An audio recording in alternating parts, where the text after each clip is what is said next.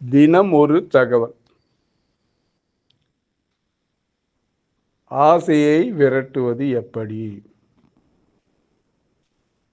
ஒருத்தன் இமயமலை அடிவாரத்துக்கு போனான். அங்க போயிட்டு தன்னுடைய ஆசையை துறந்து விடலாம், சன்னியாசியா மாறிடலாம் அப்படின்னு போனான். அந்த இமயமலை அடிவாரத்தில் ஒரு மடம் இருந்தது. அங்க போயிட்டு ஒரு சன்னியாசியை பார்த்தான். அங்க ஒரு சன்னியாசி இருந்தார். அவரை பார்த்து, சுவாமி, ஆசையை அதாவது உதற நினைக்கிறேன், ஆசையே படக்கூடாது, ஆசையே விட்டுடணும், எதை மேலே பார்த்தாலும் ஆசை வருது, அந்த ஆசையை விட்டுடணும் அப்படின்னு நினைக்கிறேன், அதுக்கு ஒரு வழி சொல்லுங்க அப்படின்னு அந்த சன்னியாசியை பார்த்து அந்த நபர் கேட்டான். எப்போ பாரு எதெல்லாம் ஒன்றுக்கு மேலே ஆசை வருது, எப்போ பாரு என்னை ஒட்டிக்கிட்டே வந்துடுது, ஆசையை துறக்கலான்னு நினச்சா கூட ஆசை ஒட்டிக்கிட்டு வந்துடுது, என்ன பண்ணுறது தெரியல அப்படின்னு அந்த சன்னியாசியை பார்த்து அந்த நபர் கேட்டான். அந்த சன்னியாசி சொன்னார், இப்படி உக்கார், ஒரு கதை சொல்கிறேன் அப்படின்னாரு அந்த சன்னியாசி. ஒரு ஊரில் ஒரு ஆள் இருந்தான். அவன் பேர் குப்புசாமி.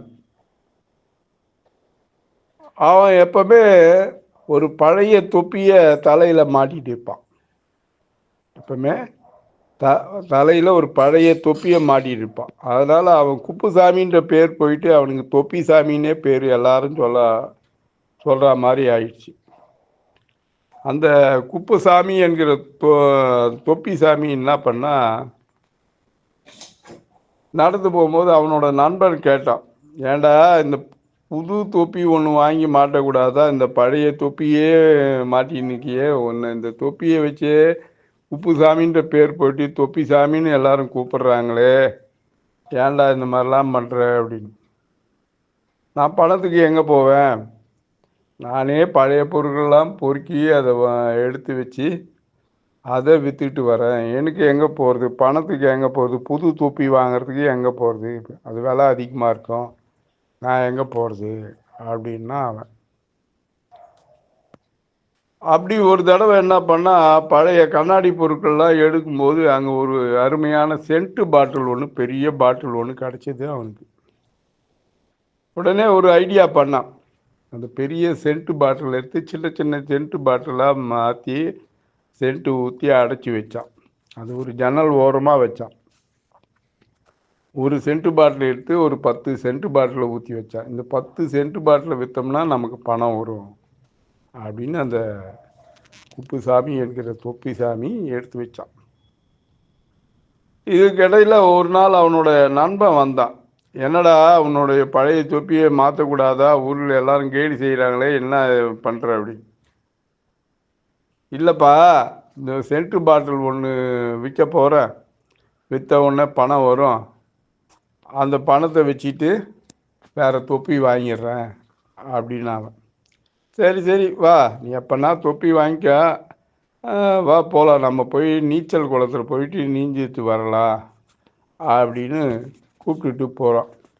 நண்பர்கள் 2 பேரும் அந்த நீச்சல் குளத்துக்கு போயிட்டு நீராடிட்டு வரலான்னு போனாங்க. அந்த தொப்பியை கட்டி ஒரு ஸ்டாண்டில் மாட்டிட்டு குளிக்க போகிறாங்க. அந்த நேரம் பார்த்து அந்த ஊர் நீதிபதியும் அங்கே குளிக்க வந்திருக்கார். அவரோட விலை உயர்ந்த தொப்பியையும் ஒரு ஸ்டாண்டில் மாட்டிட்டு அவர் குளிக்க போயிட்டார்.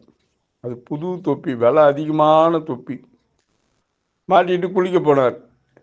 ஏதோ கடையில் குப்புசாமி குளித்துட்டு வந்து பார்த்தா தன்னுடைய தொப்பியை காணலை.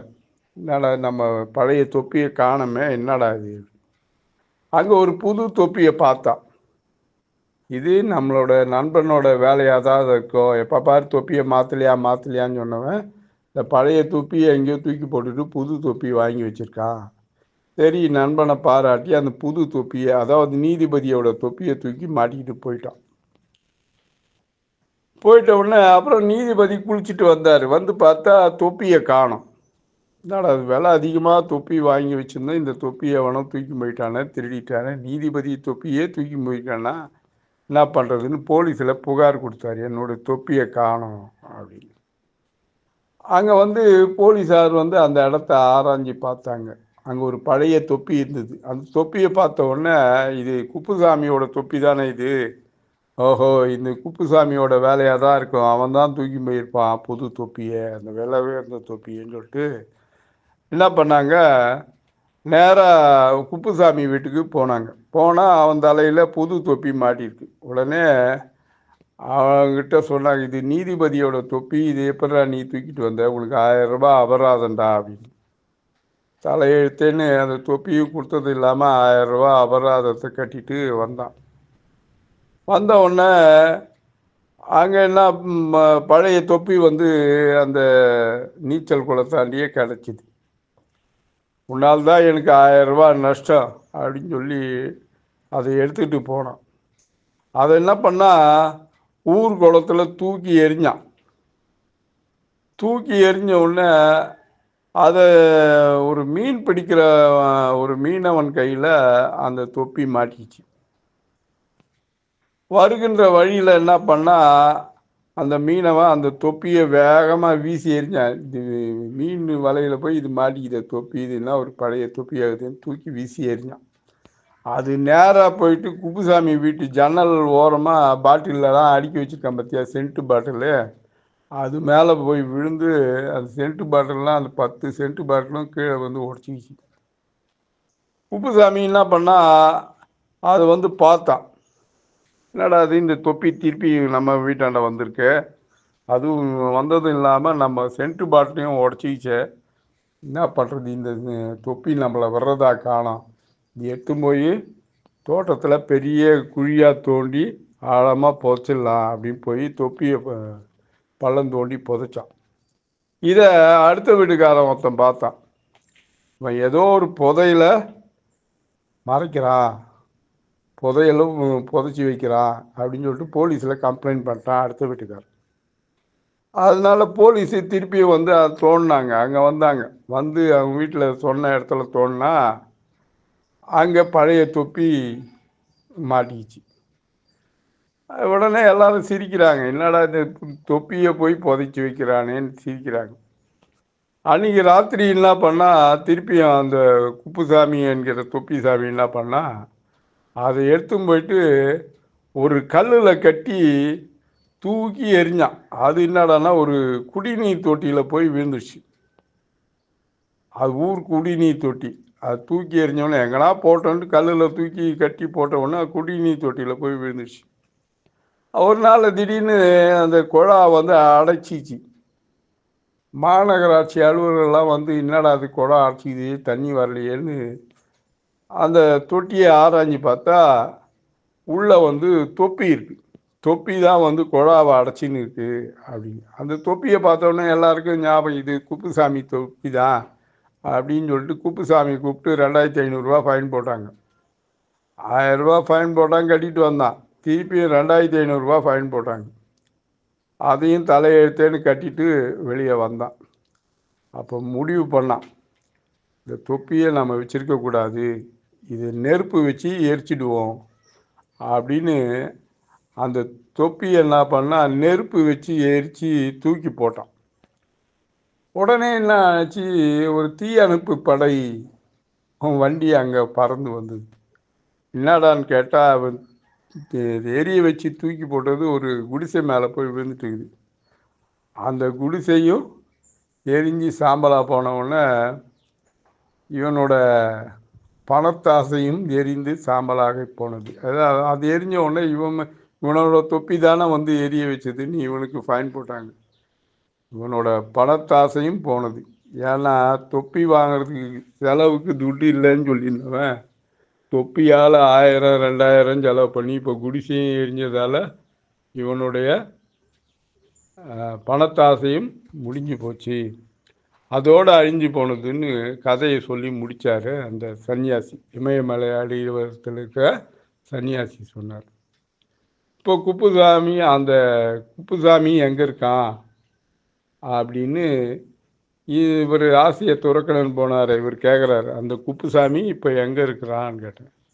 உடனே சொல்கிறாரு அந்த சன்னியாசி, இதோ உன் எதிரில் தான் இருக்கேன், நான் தான் அந்த குப்புசாமின்னு சொன்னார் அந்த சன்னியாசி. இந்த கதை எப்படி இருக்குது? குப்புசாமி போல் ஒரு பழைய தொப்பி, வேண்டாத பொருட்கள் நம்மக்கிட்ட ஏதாவது ஒன்று இருக்கும். அதை தூக்கி போடணும்னு நினச்சா கூட திரும்ப திரும்ப நம்மளை தொல்லை பண்ணும். அதனால் அது தெரியாமல் கூட சரி, தேவையில்லைன்னா அதை எப்பவுமே ஒதுக்கி வைக்கிறத தான் நம்ம பார்க்கணும். இந்த மாதிரி மாயை தொப்பி நிறைய பேர்கிட்ட இருக்குது. அதை கைவிட்டோம்னா, நம்ம ஆசை என்ற மாயையை கைவிட்டோம்னா நல்லது. ஞானம் எப்போது கிடைக்கிறதோ அப்போது மாயையும் எரிந்துவிடும், ஆசையும் எரிந்துவிடும் அப்படின்னு அந்த சன்னியாசி சொன்னதை நான் சொல்கிறேன். இந்த மாதிரி ஒருத்தர் என்ன பண்ணால், தொப்பியை மாட்டிக்கிட்டு போயிட்டு ஒரு பிச்சைக்காரனுக்கு, தெருவில் வந்த பிச்சைக்காரனுக்கு 100 ரூபா போட்டான். உடனே அவரோட மனைவி பார்த்துட்டான், என்னங்க திடீர்னு தொப்பியத்துக்கு மாட்டிக்கிட்டீங்க, மாட்டிக்கிட்டு போயிட்டு தெருவில் வந்த பிச்சைக்காரனுக்கு 100 ரூபா போடுறீங்களே. ஏய், நீ வேற சும்மாரி, அக்கம் பக்கத்தில் எவனா பார்த்துட போகிறான். நேற்று பாரில் அவங்ககிட்ட 100 ரூபா கடன் வாங்கினேன், அது தெரியாமல் இருக்கிறதுக்கு தான் தொப்பியை மாட்டிட்டு 100 ரூபா போட்டானா. இது எப்படி இருக்கு? அன்புடன் எம் தணிகானந்தம், சேந்தமங்கலம். வணக்கம். மீண்டும் நாளைய தினம் ஒரு தகவலில் சந்திப்போம்.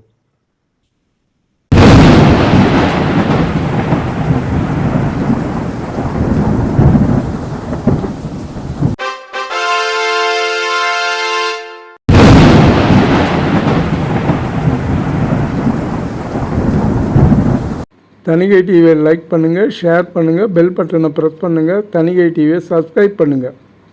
வணக்கம்.